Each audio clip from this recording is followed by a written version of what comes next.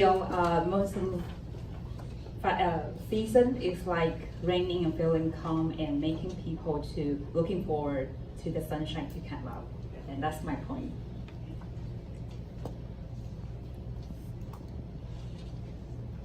Leave the stress behind. Do you have any stress?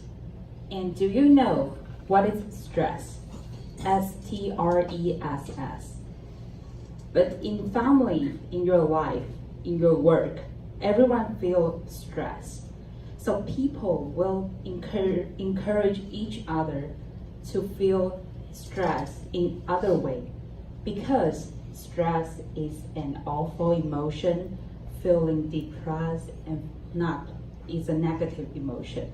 So people are telling each other to feeling depressed into another way, to feel desert, D-R-E-S-S-E-S. But however, in detail, do you know how to handle the stress? Recently, I need this technique to improve my pressure to handle with the jobs. So I saw an article from a website called Psychology Today, and the article is written by a Cornell University in the United States called 7 Steps to Reduce Your Stress on Work. Those steps are easy to practice and easy to go after you listen to my speech. So that's not waste of the time to go on the number one of the step. It's to describe specific but not in generalities. Describe specific and not in generalities. Because the writer, he's a psychology professor, and in his article he mentioned a theory specific that's telling everyone the theory of how do you handle with your stress. It's simply direct your belief of whether you can handle the stressor, which means that whether believe in yourself or not is the direct output or direct the result to improve your stress. And he sharing his thoughts in his article saying that lots of people prone to depression like to describe his memory in general, like I forget what time is it, I forget what the feeling in the same time. Those patients cannot telling the things in details how to describe. And even they are consulting, sitting in front of themselves, the patient still cannot telling the specific story in their minds. So the professor of the Cornell just suggests everyone not thinking all of your work, in the same time thinking, wow, there's a lot of work. I need to go to the store, I need to go to the classroom, I need to go to the job, I need to go to the Toastmasters. There's a lot of work filling yourself to make yourself to feel stress. So describe specific, not generalities. And the second step of reduce your stress is to break it down into small parts, not small pieces. That's throwing things. So break it down into small parts, like stickers you have on your office desk. And for me, I do have a to-do list on my phone, on my cell phone, and I do written down a lot of routines, errands, to do things on office, to do things on my personal develop. So the professor of the Cornell, the writer, mentioned in his book that he wrote a lot of books in a year. He wrote 16 books in a year. Is he a workaholic? He's not. He slept over 8 hours a day.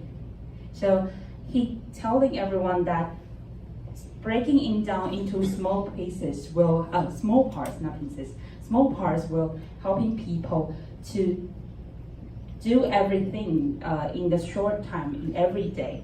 And in another day will make yourself to review your result in your past day, in the last day. So for me, for example, I will write it down within a project to read a paper. And the next day, when in the 1 hour, I will look back to the result of my last day. I will say, wow, 我写了什么? Yeah. So breaking down into small parts will help me to review this result of my last day. And the third step is to do one thing at a time. And the most important part of the professor said that his patient of prone to depression likes to consulting one thing to express their emotion. But the key point of the patient is that they are eager to telling everything in the same time, like something in his mind is chasing him and he wants to express it all the time, and making people to not feel so relaxed. So doing one thing, being focused, is the main key to reduce your stress at your work. And the fourth step is to give up maximization to experience satisfaction. And let me to have some words from the drawer Dali. He said that don't forget about perfection. You will see that in your lifetime. So chasing perfection, being perfectionist will make yourself to feel stressed.